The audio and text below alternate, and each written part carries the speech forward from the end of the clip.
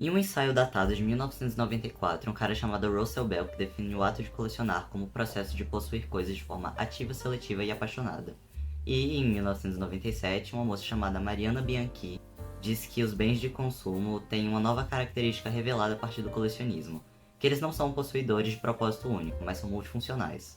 Definindo ainda que o hábito de colecionar não se trata de uma idiosincrasia, mas sim de um paradigma de consumo.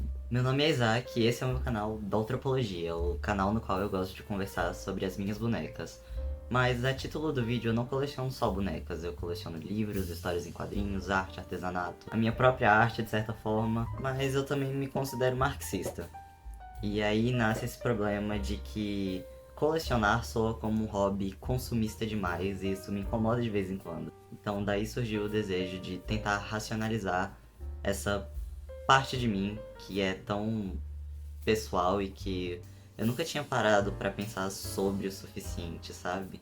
Porque eu acho que enquanto eu colecionava só livro e só arte, meio que não me incomodava por algumas questões, e algumas delas eu vou abordar no vídeo, outras talvez não tanto.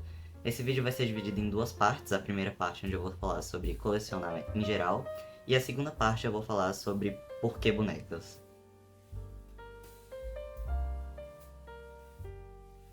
Só no fim do século XIX o colecionismo passou a ser individualizado da forma como nós conhecemos hoje em dia. É claro que a habilidade de discriminar e selecionar objetos sempre foi importante para o desenvolvimento humano, né? Só assim as pessoas conseguiram se organizar de forma efetiva para conseguir sobreviver. Mas até então a ideia de colecionar no Ocidente constituiu uma das bases empíricas para alguns estudos, como a botânica, com a coleção de plantas, a entomologia, com a coleção de insetos, a biologia também, com coleção de animais. A biologia dependeu muito de coleções, eu acho. E além disso, acervos de museus podem ser considerados também grandes coleções, independente de como os itens foram obtidos, que a gente sabe que na maioria das vezes a forma como os museus obtêm seus itens de exposição nem sempre são os mais éticos, os mais adequados, né?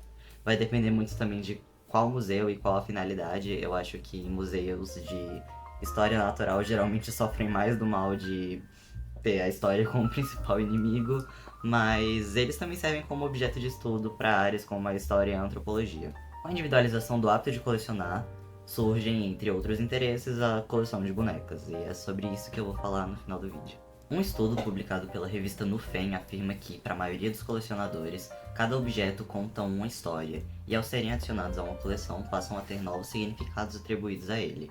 Um dos padrões observados entre os participantes do estudo, inclusive, sugere que, atrelado ao hábito de colecionar, há um resgate histórico tanto autobiográfico quanto de conhecimento acerca de uma determinada área. Esse estudo em específico foi feito sobre uma coleção de... uma coleção não, várias coleções de várias pessoas diferentes que colecionavam uma marca de carrinhos de brinquedo específicos. Em consonância, um artigo publicado pela Unicinos e escrito por um cara chamado José Rosério Lopes sugere a convergência entre a busca pelo sentido da permanência dos objetos e do ambiente e o desenvolvimento da compreensão humana dos ciclos vitais, totais e processuais. O texto usa uma citação interessante de Debré nesse sentido, associando a permanência dos objetos a uma prorrogação que, apesar de mórbida, é alegre. Uma prorrogação da vida, no caso. No início desse texto, o ator cita Bataille, que afirmava que, para ganhar sentido de permanência, os homens começaram a exteriorizar sua existência em objetos. Ler essa parte do texto eu confesso que mexeu um pouco comigo, porque essa era uma coisa que eu sempre pensava de um jeito ou de outro, mesmo que eu não percebesse sobre as minhas coleções. Ao ponto de dizer que quando eu morresse eu não queria que o meu caderno de desenhos de apoio emocional fosse enterrado comigo, por exemplo, em respeito à possibilidade de alguém se interessar por ele, porque eu via naquilo uma forma de manter meu legado, sabe? E além disso, eu sempre vi na arte uma forma de atribuir humanidade ao meu cotidiano. E eu acredito que a beleza de estar vivo, em primeiro lugar, é experienciar as paixões das outras pessoas, de vivenciar o que significa ser humano. E talvez por isso eu goste tanto de ter essas coisas perto de mim. O objeto que eu consigo pensar aqui de cabeça que mais representa isso pra mim, por exemplo, são as histórias em quadrinhos nacionais que eu coleciono. Porque pra mim aquilo ali é uma impressão tangível de o sonho de uma pessoa, sabe? O desejo de contar histórias que já são uma coisa tão pessoal, numa indústria tão difícil quanto é a indústria de quadrinhos no Brasil, eu, eu não sei, aquilo ali é tão humano pra mim e, tipo, me faz bem, sabe, me lembrar dessas coisas. Mas nada é tão simples assim no capitalismo. Mas voltando ao artigo que eu falei, há uma relação estabelecida entre imagem e coleção. E propõe que, pelo que eu entendi, a evocação, a produção, a reprodução ou a manifestação de uma imagem cria uma dupla realidade, de uma presença e de uma ausência. Acho que é sobre aquilo que é tangível, visível e aquilo que é sensível, que é mais subjetivo. E essa dualidade cria uma oportunidade de imaginar e entender coisas diferentes a partir de um mesmo objeto. Tipo aquilo de multipropósitos que a Mariana Bianchi tinha falado, só que era em um contexto econômico. E aqui é mais em um conceito socio-antropológico. E que, segundo o autor, cria a necessidade de visualização como um exercício construtivo da inteligência humana. Uma vibe meio empirista, né? Mas falar de produção e reprodução de cabeça me lembra outro nome. Me lembra o nome da escola de Frankfurt, me lembra de Walter Benjamin. Para ele, a reprodução em massa da arte, apesar de não ter sinônimo de imitação, não replicava a aura de um objeto. A aura, no caso, era um conceito meio abstrato que foi definido como marcas do aqui e do agora, como elementos atemporais e espaciais, como uma característica única, o sublime. Mas embora tudo isso pareça muito especial, para ele, de certa forma, era uma coisa boa que a aura não fosse replicada, pois isso significava que a arte estava se tornando acessível e que agora ela tinha potencial politizador, que ela podia alcançar o proletário. Ao mesmo tempo, a destruição da áurea também partia do desejo de tornar a arte algo pessoal. Enquanto o José Rogério da Unicinos via esse desejo como algo natural e pessoal para o processo de exercitar a inteligência humana a partir do entendimento da dupla realidade oferecida pelo objeto, Walter Benjamin dizia que esse desejo vinha da fetichização de mercadoria, que era esse desejo capitalista de não apenas contemplar, mas de ter como posse. Segundo ele, esse fenômeno da superprodução inaugurou uma nova tendência no meio da arte. Na teoria apresentada, a arte tinha duas formas de manifestação agora que se tratava de uma praxis política. A estetização da política, que era como uma resposta fascista às contradições do capitalismo, e também uma radicalização do fetichismo de mercadoria, e a politização da arte, que era uma resposta comunista à estetização da política, que queria superar a arte como uma atividade especializada. Ou seja, se tratava de democratizar a produção de arte a partir de uma arte política. Por causa da dimensão política atribuída à arte, Benjamin colocava a arte dentro dos bens de consumo produzidos com valor social. Entretanto, quando se fala de arte, há uma clara contradição entre o valor de uso e o valor de exposição. O valor de uso é um conceito marxista e é determinado pela utilidade de um produto relacionado às suas propriedades materiais ou físicas. O valor de exposição, por outro lado, é um conceito de Benjamin, que surge da transformação do valor de culto em algo que não apresenta fins religiosos, ou seja, é algo que passa a servir apenas para ser visto ou exposto. Quando se trata da arte, o valor de uso é mais abstrato do que de uma escova de dentes ou de uma panela, por exemplo. Aparentemente, apesar disso, o proletário se comporta diante da produção simbólica da mesma forma que se comporta diante do valor de troca. Ou seja, o homem se encontra sob seu controle ao invés de controlá-lo. E isso entra num tópico que eu acho muito interessante de explorar em outro vídeo, que é falar sobre fetichismo de mercadoria e especulação no mercado de segunda mão de bonecas, já que esse vídeo aqui já tá meio grande, então não ia dar pra falar tudo que eu queria, claro. O colecionador, enquanto um adulto, extrapola o valor de uso de uma mercadoria colecionada. Por exemplo, colecionar bonecas que não são originalmente pensadas como item de colecionador ilustra o conceito de multipropósitos, da dupla realidade e do paradigma de consumo construído por essa demográfica. No ensaio de Russell Beck, ele examina a relação entre o desenvolvimento da sociedade de consumo com o hábito institucional e individual de colecionismo. Hoje em dia, a gente pode pensar na evolução do período de ascensão dos museus e, posteriormente, na ascensão do consumo como uma forma de lazer. Ainda segundo a publicação da Nufem, a perspectiva externa sobre colecionar como um hobby é majoritariamente negativa. Muitas pessoas o veem com um olhar infantilizador e, como na maioria das coisas, o estigma é ainda maior contra colecionadoras mulheres. Esse texto tinha como objeto de estudo um grupo de colecionadores de carrinhos de brinquedos de uma marca específica, mas o meu foco aqui é bonecas. Só que eu acho que pela perspectiva misógina que existe, tanto no ambiente externo da esfera de colecionadores quanto dentro, É seguro dizer que a dinâmica existente ao redor das bonecas, cujo público-alvo é o feminino, é ainda mais complexa. Existem muitos vídeos, principalmente depois do filme da Barbie, que exploram a nuance do capitalismo rosa e do papel social das bonecas, então eu não vou fugir muito do meu objetivo com esse vídeo, sabe? Existem pessoas muito mais qualificadas para falar sobre isso do que eu. Tá, só pra dizer que eu fiquei um pouco insatisfeito com a primeira parte desse vídeo, porque a minha intenção a princípio era te dar embasamento para você tirar suas próprias conclusões sobre esse assunto. Só que eu achei que ficou um pouco confuso. Eu pedi a opinião pros meus amigos e um deles achou que ficou meio confuso, então eu vou tentar esclarecer qual era o meu objetivo com tudo isso que eu falei.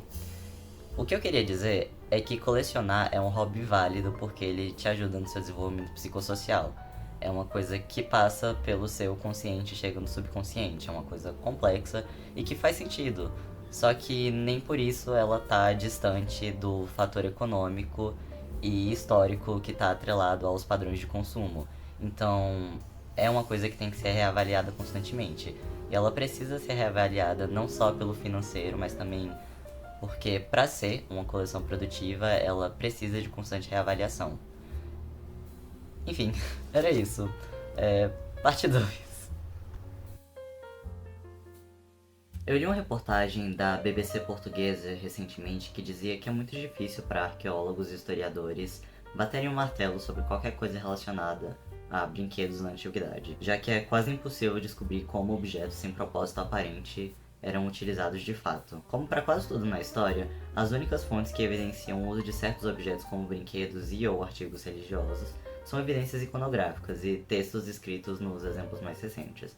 Mas eu imagino que, às vezes, quando as coisas eram cotidianas demais, não valia a pena talhar um pedaço de pedra ou botar num vaso. Então, talvez seja por isso que não tem tantas evidências iconográficas assim. Dito isso, existem registros arqueológicos que indicam a existência de bonecas, e entenda aqui bonecas como pequenas figuras esculpidas à imagem de pessoas que não são necessariamente brinquedinhos, tá? Mas elas datam cerca de 2000 anos antes de Cristo, alguns lugares falam até mais, então essa informação que eu não vou conseguir, né? E as mais antigas que já encontraram, pelo que eu vi, são bonecas egípcias feitas de barro ou madeira. Ao que parece, elas inicialmente tinham unicamente valor de culto, mas algumas fontes apontam o uso de bonecas, dependendo do material, com o propósito de brinquedo atribuído em algum momento por volta de 5.000 anos atrás. Por exemplo, era comum ver túmulos de crianças com essas bonequinhas. Outros materiais sugerem que na Grécia Antiga, crianças utilizavam bonecas de terracota como brinquedo, e mulheres adultas davam a elas o valor simbólico de oferta à deusa Afrodite na época de seus casamentos. Em Roma, bonecas de ossos e marfim foram encontradas, mas isso não significa que elas tivessem a finalidade primária de brinquedos. Existem registros de casas em miniaturas feitas por crianças em países andinos com o propósito inicial de brincadeira, mas que posteriormente eram ofertadas como oferenda a deuses nos templos e algumas coisas assim, segundo esse artigo que eu li. Em outros lugares do mundo, como a China e diferentes regiões do sul da África, bonecas cuja finalidade flutuavam entre ritualística, decorativa e a de brinquedo também são notórias no que diz respeito à história das bonecas. O povo Ndebele, por exemplo, ainda hoje tem suas bonecas tradicionais como uma importante fonte de renda para mulheres, e essas desde sempre tiveram um fim compartilhado entre fomentar a fertilidade em cerimônias, demonstrar status por meio da ornamentação e guiar meninas até a idade adulta. Enfim, o que eu quero dizer com tudo isso é que a ideia de pequenas mulheres, ainda não de plástico, mas de qualquer outra matéria-prima disponível dependendo do local e da época, são familiares para os seres humanos há muito mais tempo do que a gente provavelmente imagina sem pensar muito. Pode até ser meio difícil dizer com certeza quando elas assumiram um papel parecido aos dos dias de hoje, mas elas praticamente sempre estiveram por ali. No ocidente, as bonecas passaram a ter uma aparência familiar lá para o século XVI, de, entre outros materiais, porcelana. Elas serviam como pequenos catálogos de roupas, entretanto, apesar da finalidade inicial, muitas pinturas que vão até o século XVIII mostravam meninas pequenas segurando as bonecas, o que indica que elas provavelmente tinham um papel que extrapolava o comercial para essas crianças. Acho que quando a gente fala das origens das bonecas fashion, né, que... Tangente, eu acho esse nome muito paia, eu acho que elas precisavam de um nome melhor em português. Mas essas aqui são as antepassadas mais antigas. É seguro dizer que as características mais marcantes daqueles objetos até hoje é a que mais cativa os colecionadores modernos. As roupas são frequentemente a parte mais citada como atrativo em bonecas, E definitivamente é o meu caso. Uma pessoa que eu sigo uma vez disse que não sabe se ama moda por causa das bonecas ou se ama bonecas por causa da moda. E, verdade, pra mim particularmente, eu acho que eu gostei das pessoinhas de plástico primeiro. Eu praticamente só tinha Monster Highs quando eu cresci, o que me fez começar a ver moda como uma forma de autoexpressão, sabe? É culpa delas. Mesmo que em uma jornada nada linear por outros motivos que não vêm ao caso. De cabeça eu consigo me lembrar que eu queria ser que nem agulha por muito tempo, porque eu sempre levei esse rótulo de nerd quando eu era criança, e ela fazia isso parecer legal, com as roupas meio emo, meio cine dela, sei lá. Parecia menos humilhante do que era de verdade, sabe? E por muito tempo também, mesmo antes de saber o que significava militância, eu queria ter alguma causa, porque eu achava incrível o jeito que a Venda se manifestava na escola. E eu acho que por causa dela eu criei uma afinidade muito grande com o passar dos anos por moda ecopunk e sustentabilidade. E talvez ela tenha colocado no meu subconsciente a ideia de ser vegetariano, mas eu nunca vou descobrir isso.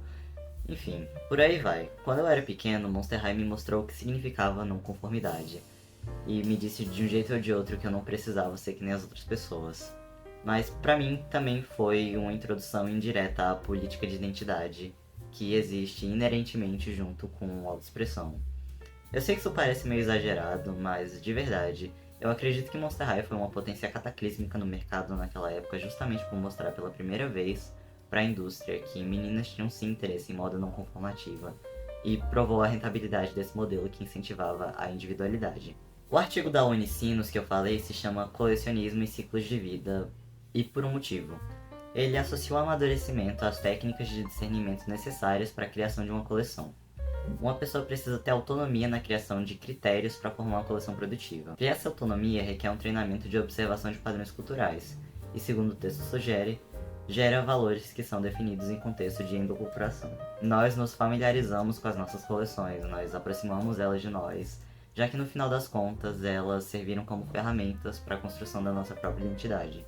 Elas são parte da nossa trajetória de vida. Eu tenho pra mim que moda é uma das formas mais artisticamente significativas de se analisar a história. Ela nos dá recortes de classes diferentes, nos comunica sobre o funcionamento das cadeias de produção, fala sobre tendências e, consequentemente, nos oferece um panorama do cenário econômico-social geral que uma determinada sociedade e uma determinada época vivia. Isso tudo sem falar sobre a sugestão das idiosincrasias e ideologias que estão atreladas ao estilo pessoal das pessoas, que podem se manifestar individualmente ou junto de alguma subcultura. Moda é sobre história, é sobre política, é sobre arte e é sobre identidade. Mas essa é uma discussão que exige mais nuance do que eu tô disponível para esse vídeo aqui. O fato é, bonecas são sobre moda e são sobre papel social. Elas são sobre meninas, mas também são sobre meninos e expectativas de gênero, e não conformidade. Elas são uma forma de arte reproduzida e comercial. São sobre as prioridades de uma sociedade, sobre a manutenção do status quo, e sobre a capitalização da sua subversão, mas elas também são objetivamente sobre criatividade e os trabalhadores por trás de uma cadeia de produção minuciosa e longa que tentam de alguma forma fazer algo que seja produtivo para a sociedade. Apesar das grandes empresas que efetivamente lucram com absolutamente tudo isso que eu citei antes. E tudo isso permeou séculos, ajudando a formar a cabeça de crianças que depois se tornam adultos e aí decidem os rumos da sociedade. Caramba, eu falei de muita coisa e eu acho que por tudo isso eu coleciono bonecas. Eu queria encerrar o vídeo com uma citação do artigo do querido José Rogério Lopes, que eu fiquei com vontade de mandar um e-mail para bater um papo, e definitivamente não procurei o currículo na internet de tanto que eu gostei do artigo. Se você estiver vendo isso, José Rogério Lopes, desculpa se eu interpretei alguma coisa errada ou de algum jeito que fugiu da sua intenção original. Eu achei muito da hora seu texto. Me manda um e-mail. A citação que eu queria colocar é a seguinte, sobre colecionar. Trata-se de um processo de interiorização do indivíduo na interação com a ordem material da cultura, que constitui sua identidade de ação. Tocar e compreender os objetos, compreendendo assim essa interação. Muito obrigado por assistir ou ouvir esse vídeo até aqui. Eu acho que eu nunca me diverti tanto escrevendo um documento tão grande que exigiu de mim tanta pesquisa e sinapses na cabeça. E você, já colecionou alguma coisa? Já parou pra pensar o que essa coleção dizia sobre você? O que dizia sobre seu processo de formação de identidade? Bom, um dia eu quero fazer outros vídeos assim, mas até lá eu vou continuar com meu conteúdo de colecionador regular. O vídeo que eu disse que queria fazer sobre fetichismo de mercadoria vai sair um dia, eu prometo. Vai demorar, Mas se você quiser me seguir até lá, eu ficaria muito feliz. Se você gostou do vídeo, que tal gostar do vídeo. Obrigado de verdade, eu espero que você tenha um ótimo dia fazendo coisas que você gosta, comendo coisa gostosa, conversando com pessoas que você se importa. Qualquer coisa que te faça feliz. Tchau, tchau. Vou aproveitar esse momento pra dizer que eu sempre tive vontade de fazer vídeo ensaio. Vídeos ensaios são tipo o meu tipo de vídeo preferido de assistir no YouTube. Eu queria fazer alguma coisa que outras pessoas gostassem também. E que, sei lá, usassem de fundo enquanto estivessem fazendo qualquer coisa que nem eu faço. E eu planejo fazer mais, foi divertido, mas foi muito, muito cansativo. Eu tive que usar energia demais pra fazer esse vídeo e eu não esperava que eu precisasse de tanta energia. Foi difícil de editar e ele nem ficou tão maior assim do que os meus vídeos antigos, então, sei lá, o meu roteiro deu 7 páginas. Aí eu achei que ia ter mais coisa. Enfim,